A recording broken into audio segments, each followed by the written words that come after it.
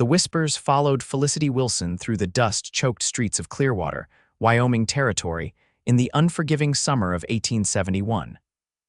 Another rejection, another humiliation, another day of carrying the burden of being the town's most unwanted bride. At 22, she had already survived 3 broken engagements and earned herself a reputation that clung to her like the trail dust on her worn boots. "There she goes again," someone whispered loudly enough for her to hear.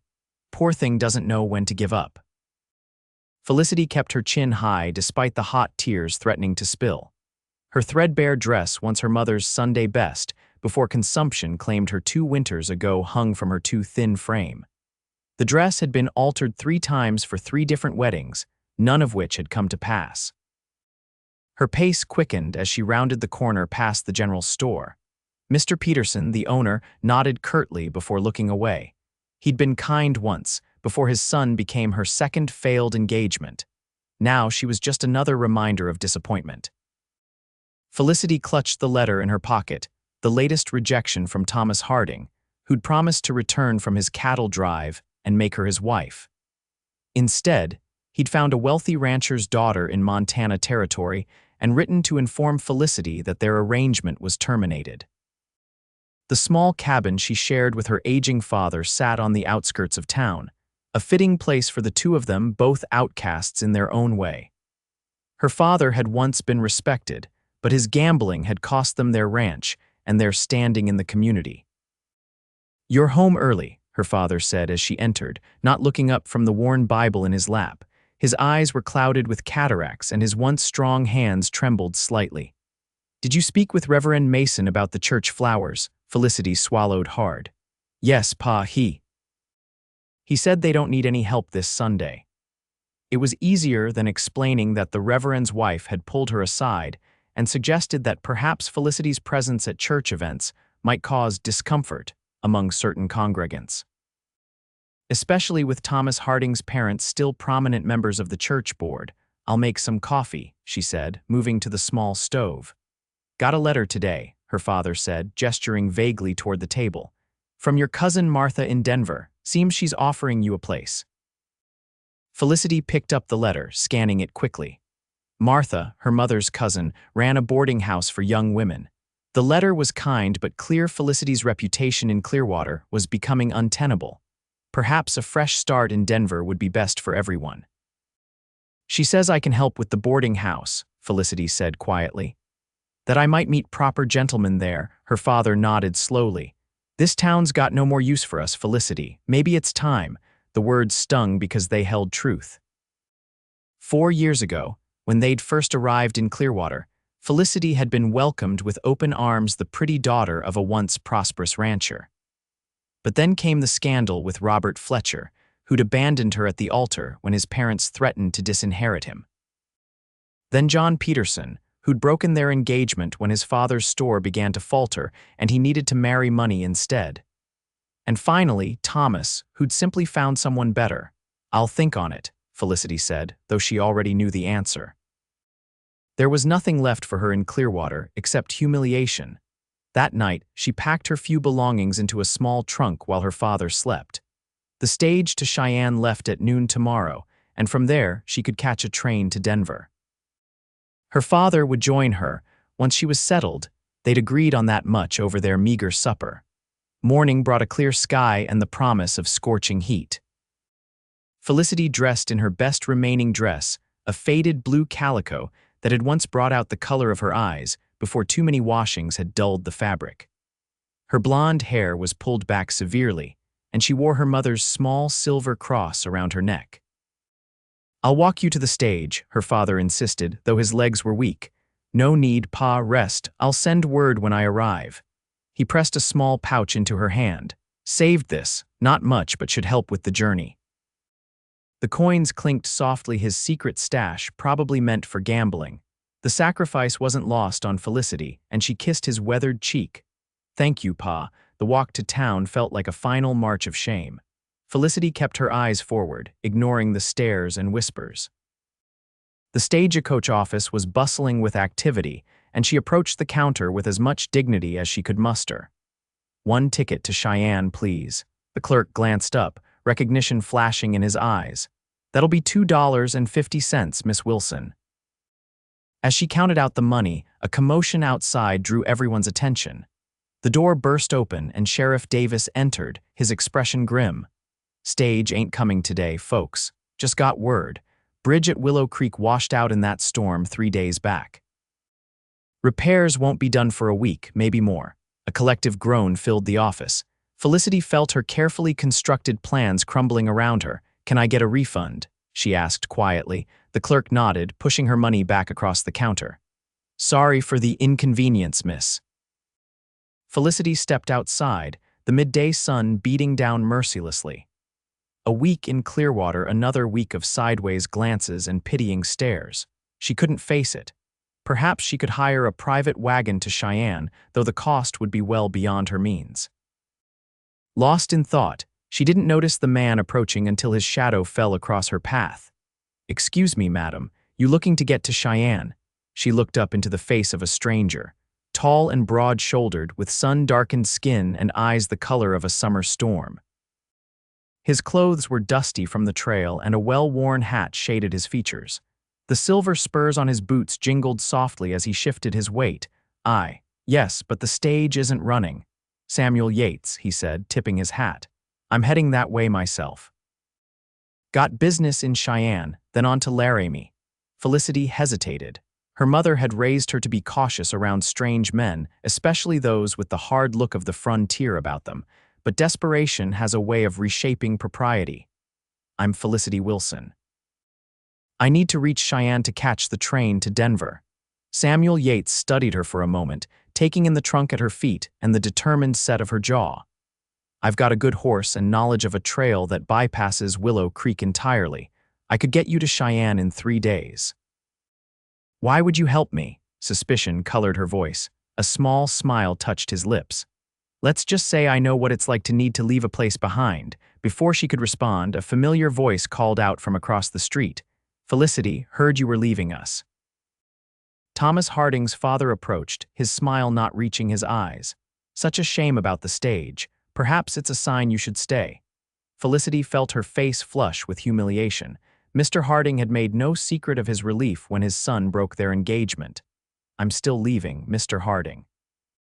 Today, the older man's eyes flickered to Samuel, assessing him with obvious disapproval. "And how do you plan to do that? Surely you're not considering traveling alone with this gentleman?" Samuel straightened slightly, his posture shifting in a way that made Mr. Harding take a small step back. "Miss Wilson has hired me as her escort to Cheyenne," Samuel said smoothly. "Perfectly respectable arrangement." Mr. Harding's expression soured. "Well, I suppose that's fitting. A rejected bride and what are you exactly, Mr. Yates?" Samuel replied calmly. "I break horses for a living. And occasionally help ladies in distress." Felicity felt a surge of gratitude toward this stranger who was defending her, however impulsively. "If you'll excuse us, Mr. Harding, we should be on our way if we want to make good time." Mr. Harding's face darkened. "Your father know about this arrangement, girl." "My father trusts my judgment," she replied, though it wasn't entirely true. Her father trusted very little these days, least of all the decisions of others. "Well, don't come crying back to Clearwater when this goes poorly, Mr. Harding said, looking between them with undisguised contempt before walking away. When he was out of earshot, Felicity turned to Samuel with panic rising in her chest. "I can't possibly go with you. I don't even know you." Samuel shrugged. "You don't have to. But that man seemed mighty pleased to see you stuck here." "Everyone is," Felicity admitted before she could stop herself. Samuel studied her for a long moment. "I meant what I said. I'm heading to Cheyenne anyway. You're welcome to ride along. I've got a spare horse that can carry your trunk. We'd make better time than the stage, and I'd get you there safely." "Why would you do that for a stranger?" Samuel's eyes held something Felicity couldn't quite name. "Let's just say I've been in need of kindness from strangers before. Sometimes passing it on is the only thanks you can give." Felicity weighed her options quickly.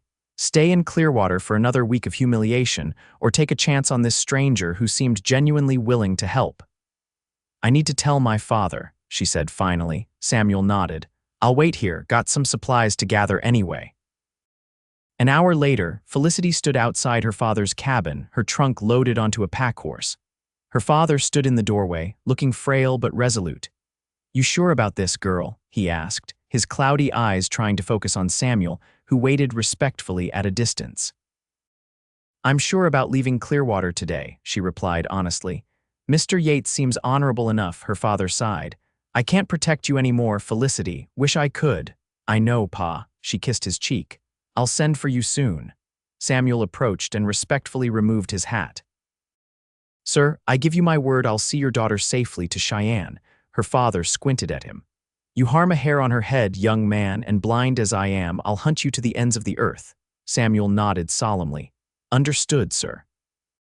With final goodbyes said, Samuel helped Felicity mount his second horse, a sturdy brown mare with a gentle disposition.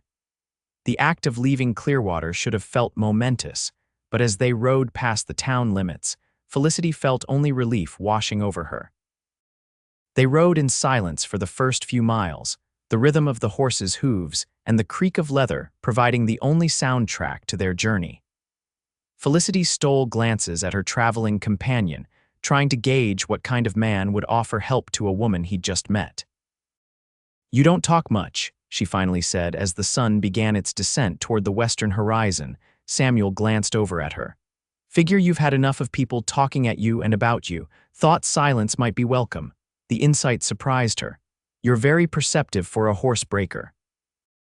A small smile crossed his face. "Horses teach you to read what isn't said. People aren't so different." "And what do you read in me, Mr. Yates?" He considered her for a moment. Someone running from something that wasn't her fault. The accuracy of his assessment took her breath away. "You heard the gossip already." "No, madam, just seen that look before, in the mirror sometimes." Before she could ask what he meant, Samuel pointed ahead. "There's a good spot to make camp just beyond that ridge, creek nearby for water. We'll stop there for the night." The reality of spending the night alone in the wilderness with a stranger suddenly hit Felicity with full force. Her anxiety must have shown on her face because Samuel's expression softened. "I'll sleep on the other side of the fire, Miss Wilson. You have my word as a gentleman." "Are you a gentleman, Mr. Yates?" she asked, trying to keep her tone light. "My mother certainly tried to raise one," he replied with a hint of sadness. "Whether she succeeded is for others to judge." The campsite was indeed ideal, a small clearing nestled against rock formations that provided shelter from the wind. Samuel efficiently unpacked what they needed, setting up a small but serviceable camp while Felicity gathered kindling for the fire. "You've done this before," she observed as he skillfully built the fire. "Many times. Trail between Wyoming and Colorado's become familiar ground these past few years. What takes you back and forth so often?" Samuel was quiet for a moment, feeding small sticks into the growing flames. "Work, mostly. Go where the horses need breaking." Felicity sensed there was more to the story but didn't press. They ate a simple meal of jerky, hard biscuits and coffee that Samuel prepared with practiced ease. As darkness fell completely, the vast canopy of stars emerged overhead. Felicity wrapped herself in the blanket Samuel had provided and stared upward, the immensity of the night sky making her own troubles seem momentarily smaller. "I was engaged 3 times, she said suddenly, the confession spilling out unexpectedly. Each time, the man found a reason to change his mind. Samuel didn't respond immediately, just poked at the fire with a stick. "Their loss," he finally said. Felicity gave a bitter laugh. "Not according to Clearwater. According to them, there must be something terribly wrong with me to be rejected so many times. People like simple stories," Samuel said. "Makes them feel safer thinking bad things happen to folks who deserve it somehow, means it won't happen to them. Is that what happened to you?" Felicity asked. "Something bad that people thought you deserved." The firelight cast shadows across his face, highlighting the strong line of his jaw and the weariness around his eyes that suggested he was older than she'd initially thought, perhaps 30 or so. "Something like that," he acknowledged. "But that's a story for another time. You should get some sleep. We've got a long ride tomorrow." True to his word, Samuel settled on the opposite side of the fire, his saddle serving as his pillow. Felicity lay awake for a long time, listening to the night sounds and wondering about the mysterious man who had so unexpectedly altered the course of her journey. The morning came with the soft glow of dawn and the smell of coffee already brewing. Samuel had risen before her and was tending to the horses when she emerged from her blankets. "Morning," he called. "Hope you slept well." Felicity stretched, surprised to find that she had indeed slept better than expected despite the hard ground. "Better than I thought I would." "Fresh air has that effect," Samuel said, pouring her a cup of coffee. "We should reach the halfway point by nightfall if we make good time." They packed up camp efficiently and were on the trail as the sun cleared the horizon. The day was pleasantly warm rather than scorching, and the terrain gradually changed from flat plains to rolling hills dotted with pine and aspen. As they rode, Samuel proved to be more talkative than the previous day, pointing out landmarks and sharing stories of his travels. Felicity found herself laughing at his dry humor and impressed by his knowledge of the land. "How did you learn so much about this territory?" she asked as they paused to water the horses at a small stream. "Spent most of my life wandering it," he replied, filling his canteen. "Father was a surveyor for the railroad. We moved constantly, learned to read the land better than books. And your mother, the one who tried to raise a gentleman," a shadow crossed his face, "died when I was 16. Fever took her during a harsh winter in Montana." "I'm sorry," Felicity said softly. "I lost my mother 2 years ago. Consumption." Samuel nodded in understanding. "It leaves a hole nothing quite fills, doesn't it?" The simple acknowledgement of her grief touched Felicity deeply. Most people in Clearwater had offered platitudes or quickly changed the subject when her mother was mentioned. "What about your father?" she asked. "Died in a mining accident 5 years back. Was trying his luck after the railroad work dried up." "So you're alone too," Felicity observed. Samuel met her eyes. Being alone and being lonely aren't always the same thing. The insight stayed with Felicity as they continued their journey. By mid-afternoon, dark clouds began gathering on the horizon, and the air took on the heavy stillness that precedes a storm. "We need to find shelter," Samuel said, studying the sky with concern. "That's going to hit hard and fast." They pushed the horses a bit harder, and Samuel led them toward a stand of thick trees. Just as the first fat raindrops began to fall, they crested a small hill and Felicity saw a cabin nestled among the pines. "Trapper's cabin," Samuel explained as they approached. "Used seasonally, should be empty this time of year." The cabin was indeed abandoned but sturdy, with a small covered porch that provided immediate shelter from the rain that was now falling in sheets. Samuel quickly tended to the horses, securing them beneath a lean-to attached to the side of the cabin while Felicity examined the door. "It's not locked," she called over the increasing roar of the storm. The interior was simple but clean, a single room with a stone fireplace, a rough-hewn table with 2 chairs, and a narrow bed pushed against one wall. Dust covered everything, but there was no sign of animals having taken up residence. Samuel entered, shaking water from his hat. "Whoever owns this place keeps it tidy. Lucky for us."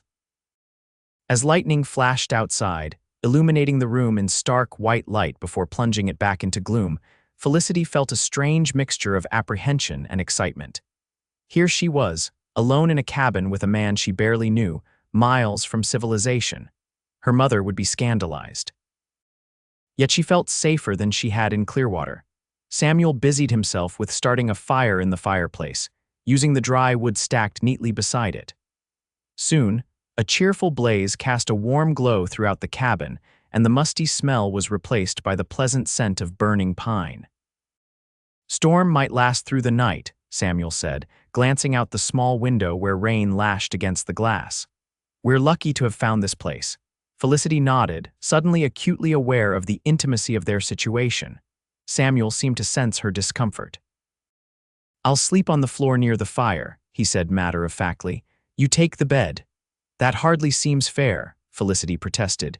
"You've done all the hard work of getting us here." Samuel smiled. "My mother would rise from her grave and haunt me if I took a bed while a lady slept on the floor." The storm raged through the evening as they made a simple meal from their provisions. The small cabin felt increasingly cozy as darkness fell, and the wind howled outside. Sitting across the table from Samuel, illuminated by firelight, Felicity found herself studying his features more closely. There was a quiet strength in his face, character etched into the lines around his eyes and mouth. His hands, wrapped around a tin cup of coffee, were calloused and strong, yet his movements had a gentleness that belied their roughness. "Why did you really offer to help me?" she asked suddenly. "The truth this time." Samuel set his cup down slowly. "The truth," he considered for a moment. "I saw something in your eyes that I recognized, a person at the end of their rope in a town that had already written their story for them." "And what was your story, Samuel Yates?" He looked into the fire.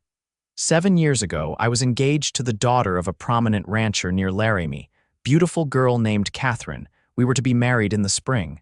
Felicity waited as he gathered his thoughts. "That winter, her father's prized stallion, worth more than most men make in 5 years, broke through ice on a pond and was drowning. I dove in after it, managed to get the horse out, but he touched his left side unconsciously. The cold and the struggling horse did damage. Broke 3 ribs, punctured my lung. Doctor wasn't sure I'd live, much less work again." "But you recovered," Felicity said softly. "Body did. But while I was laid up, Catherine's father decided I wasn't fit to provide for his daughter anymore. Said a man who might be an invalid had no business marrying into his family." "What did Catherine say?" A bitter smile crossed his face. "She agreed with him, said she couldn't tie herself to a man who might not be able to work. By the time I was back on my feet, she was engaged to a banker's son from Cheyenne." "That's terrible," Felicity whispered. Samuel shrugged. "It was a long time ago. But when I saw you today, with that look of someone whose entire future had been yanked away through no fault of their own, well, I couldn't just ride past." "So it was pity," Felicity said, trying to keep the disappointment from her voice. "No," Samuel replied firmly. "Recognition. There's a difference." Their eyes met across the table, and something shifted in the air between them. Not just understanding, but a connection that ran deeper than their shared experiences of rejection. The moment was broken by a particularly violent gust of wind that rattled the cabin's window. Samuel cleared his throat and stood. "We should get some rest. Even if the storm clears, the trails will be muddy tomorrow." Felicity nodded, suddenly feeling shy. She took the bed as offered, though it was barely large enough for her slight frame. Samuel made a pallet of blankets near the fire and stretched out, tipping his hat over his eyes. "Good night, Felicity," he said softly. "Good night, Samuel," she replied, the use of his given name feeling intimate in the darkness. Despite her exhaustion, sleep eluded Felicity. The storm continued outside, but it wasn't the thunder that kept her awake. It was the realization that for the first time since her mother's death, she felt truly seen by another person. Not as the failed bride of Clearwater or poor Felicity Wilson with her gambling father, but simply as herself. Morning brought clear skies and birdsong. The storm had passed during the night, leaving behind puddles and damp earth but no serious damage. Samuel was already outside when Felicity woke, checking on the horses and assessing the condition of the trail ahead. "Looks like we can still make Cheyenne by tomorrow evening," he said when she joined him on the porch. "Ground's wet, but not impassable." They left the cabin as they'd found it, Samuel insisting on leaving a small payment of coins on the table for the use of the shelter and firewood. The gesture touched Felicity, another sign of the man's character. The day's ride was pleasant, the air washed clean by the storm and the temperature cooler than before. As they traveled, their conversation flowed more easily, punctuated by comfortable silences that no longer felt awkward. By late afternoon, they reached a high point where the trail offered a spectacular view of the valley below, mountains rising in the distance. "It's beautiful," Felicity breathed, reining her horse to a stop beside Samuel's. "One of my favorite spots," he agreed. "Makes a man feel small in the right kind of way." Felicity studied his profile as he gazed at the landscape. "You really love this land, don't you?" "It's the only constant I've ever known," he admitted. "People come and go, but the mountains and plains remain." "Is that why you never settled in one place after Catherine?" Samuel turned to look at her, surprise evident in his expression. "Partly. Mostly I just never found a reason compelling enough to stop moving." Something in his gaze made Felicity's heart beat faster. She looked away first, uncertain of the emotions stirring within her. They made camp that night in a sheltered grove, and as they sat by the fire, Samuel pulled a small harmonica from his pocket. "Do you mind?" he asked. Felicity smiled. "Please." The sweet, melancholy notes of Beautiful Dreamer filled the night air.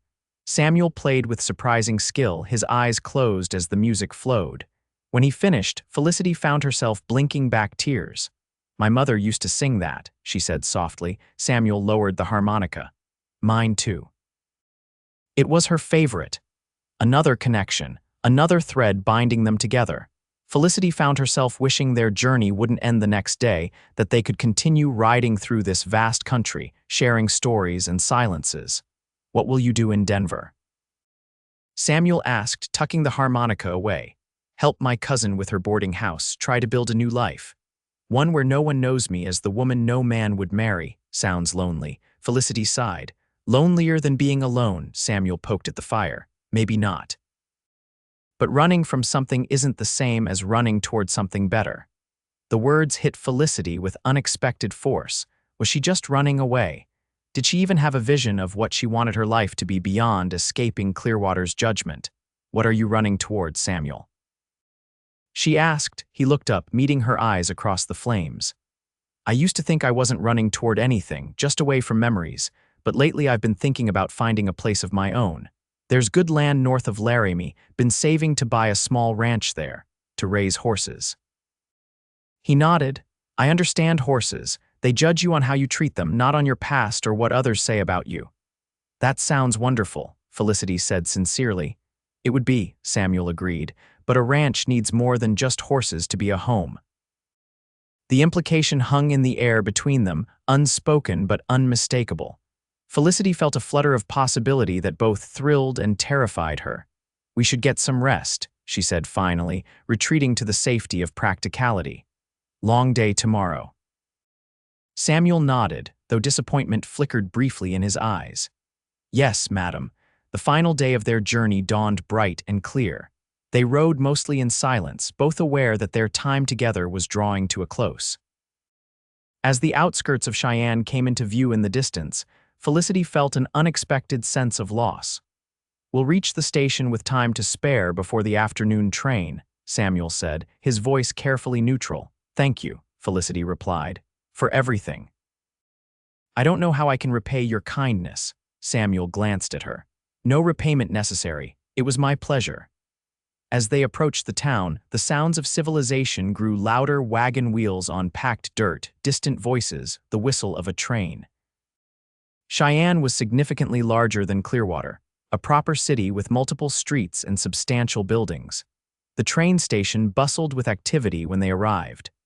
Samuel helped Felicity dismount and carried her trunk to the ticket counter while she stretched her legs after the long ride.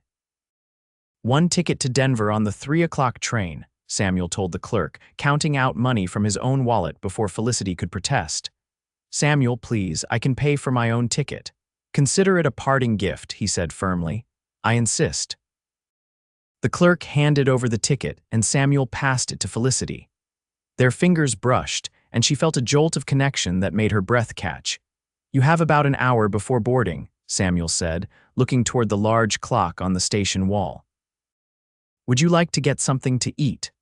They found a small cafe near the station and ordered coffee and sandwiches. The normalcy of sitting at a proper table after days on the trail felt strange, the walls of the cafe somehow confining after the open sky. "Will you write to your father once you're settled?" Samuel asked. Felicity nodded. "I'll send for him as soon as I can. He can't manage alone much longer with his eyesight failing. He raised a strong daughter. He must be proud."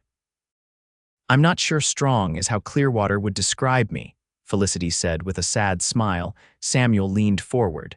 "Clearwater was wrong about you, just like Laramie was wrong about me." The conviction in his voice warmed something inside her. They finished their meal just as the station bell rang, announcing the train's imminent departure. Back at the platform, Samuel retrieved Felicity's trunk from where he'd stored it and handed it to a porter. All around them, passengers were saying goodbyes and boarding the train. "Well," Felicity said, suddenly finding it hard to meet his eyes, I suppose this is goodbye. Samuel stood before her, hat in his hands, looking uncharacteristically uncertain. It doesn't have to be. Felicity's heart skipped. What do you mean, I mean? He took a deep breath. I've got business in Cheyenne that'll take about a week. After that, I'm heading back north toward Laramie to look at that land I mentioned. Oh, Felicity said, not quite understanding where he was going with this. The thing is, Samuel continued, I've been thinking a lot during our journey. About running towards something instead of away from something. The final boarding call sounded, and passengers hurried past them. Felicity, Samuel said, taking her hand. I know we've only known each other a few days. I know you've had your trust broken before, but I think we found each other for a reason. Felicity's breath caught in her throat. Samuel, I'm not asking for promises, he said quickly. Just, what if you came with me to see the land near Laramie? If you don't like it, or you decide I'm not what you want, I'll personally escort you to Denver afterward, no questions asked. You want me to go with you? Felicity asked, scarcely believing what she was hearing. Yes, Samuel said simply. I've spent 7 years wandering, Felicity. But these past 3 days with you have felt more like home than anywhere I've been since my mother died. Tears welled in Felicity's eyes. The train whistle blew a final warning. But my cousin is expecting me, she said weakly. And my father. We can write to them both, Samuel said. Explain everything. He squeezed her hand gently. I'm not Thomas or Robert or John. I won't make promises I can't keep. But I promise you this, I will never reject you for who you are or what others say about you. The conductor called the final boarding, and Felicity stood frozen, torn between the safe plan she'd made and the unexpected possibility before her. Miss, are you boarding? The conductor asked impatiently. Felicity looked at the train, then back at Samuel's earnest face. In his eyes, she saw something she'd never seen in the eyes of her former fiancés, not calculation or convenience, but genuine care. Perhaps even the beginnings of love. No, she said finally, a smile breaking through her tears. No, I'm not boarding today. Relief and joy transformed Samuel's face. Without a word, he turned to the porter who was waiting with Felicity's trunk. That trunk won't be going to Denver after all. As the train pulled away from the station in a cloud of steam and smoke, Samuel led Felicity back to where their horses waited. He helped her mount the mare that had carried her faithfully for 3 days, his hands lingering at her waist. Are you sure about this? He asked, giving her one last chance to change her mind. Felicity looked down at him, seeing not the cautious stranger who had offered her a ride 3 days ago, but a man who had shown her more respect and understanding in that short time than she'd known in years. I'm sure, she said. Samuel swung up onto his own horse, then reached across the space between them to take her hand. Then let's go see about that ranch, he said, his smile as bright as the Wyoming sun overhead. As they rode away from Cheyenne, Felicity felt the weight of Clearwater and its judgments falling away.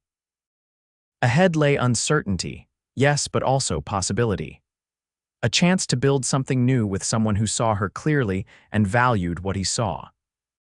The rejected bride and the wandering cowboy, riding together toward a future neither had imagined just days before, but which now stretched before them as vast and promising as the western sky.